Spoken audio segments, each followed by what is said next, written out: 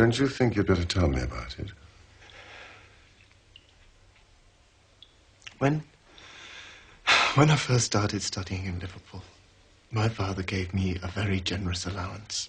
Oh, it's too generous for my own good. I became very wild and fell in with a bad set of people. In a fit of drunken madness, I went through a form of marriage in a register office to a woman much older than I was. A barmaid. I hardly ever saw Alice at that time. Of course, I couldn't tell my father. He would certainly have thrown me out, as he'd so often threatened. Yes, I'm sure he would. Have you any idea who could have killed your father so brutally? None whatsoever. Do you know, I go over the scene day after day after day in my mind. But I am as puzzled as everyone else is. Don't give up hope. Thank you, Mr. Holmes. Oh, Mr. Holmes. It hardly concerns all this business, but perhaps I should tell you. Some good has come out of this evil. Since I've been in here, I've received a message from the woman I married, who has read in the newspapers that I am in serious trouble and likely to be hanged. She wrote that she had a husband already in the Bermuda dockyard. Good heavens. So, there is no legal tie between us. If only I had known before. You're right to tell me.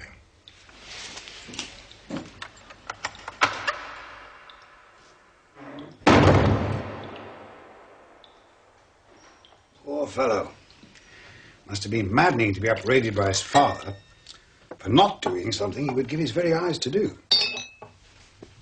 If he's innocent, who did it? Indeed. Well, perhaps I can help. I've not been entirely idle in your absence.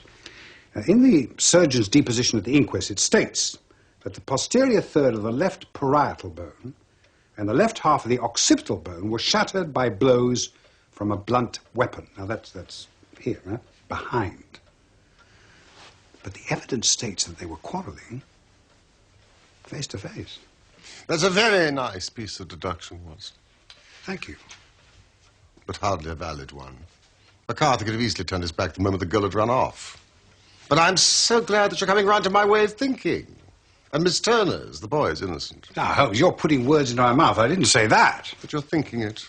Just a little.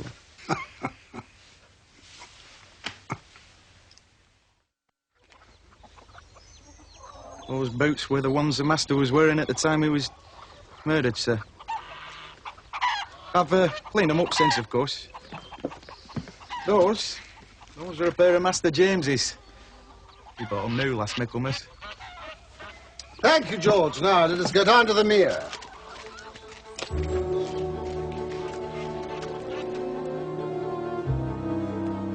This is the place, Mr. Holmes.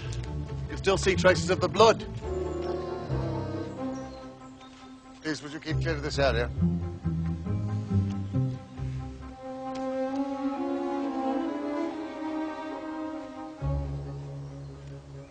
Why did you enter the mere, Inspector?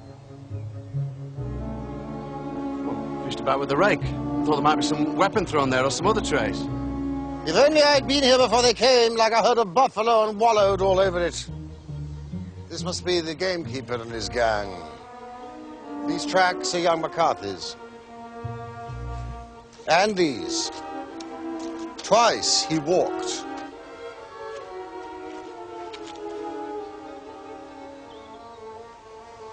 He turned.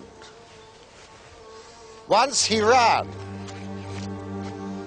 So the soles of the feet are deeply marked, the heels are hardly visible. That would bear out his story. He ran when he saw his father on the ground. Doesn't work at it, I'll say that. The father paced up and down, right here. What have we here? Tiptoes. Tiptoes. Square toes. Most unusual boots. Where did Mr. Square Toes come from?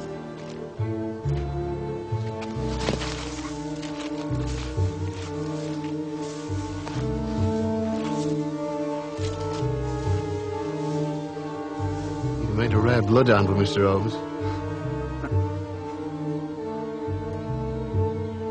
Ah.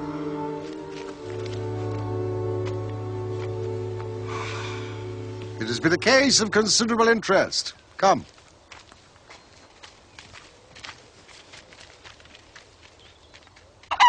Thank you, George.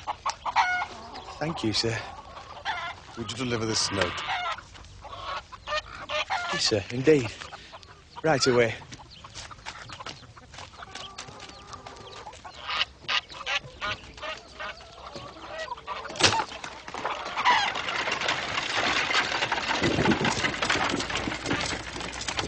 This may interest you, Inspector. The murder was done with. I've seen no marks. There are none. Well, how do you know then? The grass was growing under it. It's only been there a few days. It corresponds with the injuries. And the murderer? He's a tall man, left-handed, limps with the right leg, wears thick-soled shooting boots with square toes, smokes Indian cigars, uses a cigar holder, and carries a blunt penknife in his pocket.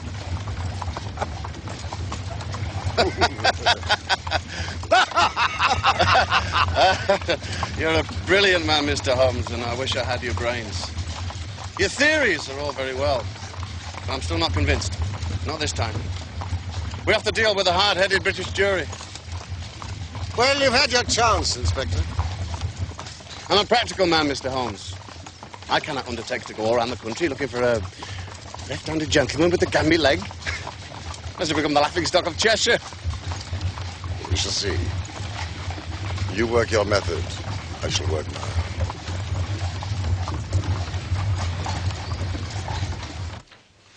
Now, let us take this morning's work. From my examination of the ground, I gained details as to the personality of the criminal. But how? You know my method. It is founded upon the observance of trifles. Well, his height, I know you might roughly judge by the length of his stride, his boots by his traces, but the man's lameness. The impression of his right foot was always less distinct than that of the left. Why? Because he limped. His left-handedness. The blow was delivered from immediately behind, and yet it was on the left-hand side. Watson. He must have been a left-handed man, of course. He stood behind that tree during the confrontation between father and son. He even smoked there. Smoked? Cigar ash. An Indian cigar. You will remember my little monograph on the subject of ashes from pipe, cigar, and cigarette tobacco. 100 different varieties, if I remember. 140, thank you, Watson. Having discovered the ash, I discovered this stump, which the man had thrown among the moss. An Indian cigar rolled in Rotterdam. You will notice that the end has not been in his mouth. So he used a cigar holder. The tip has been cut off, not bitten. But the cut is not a clean one, so I deduced a blunt penknife. Amazing. Among the words mumbled by the dying man, the only word that young McCarthy could understand was the word rat. Rat.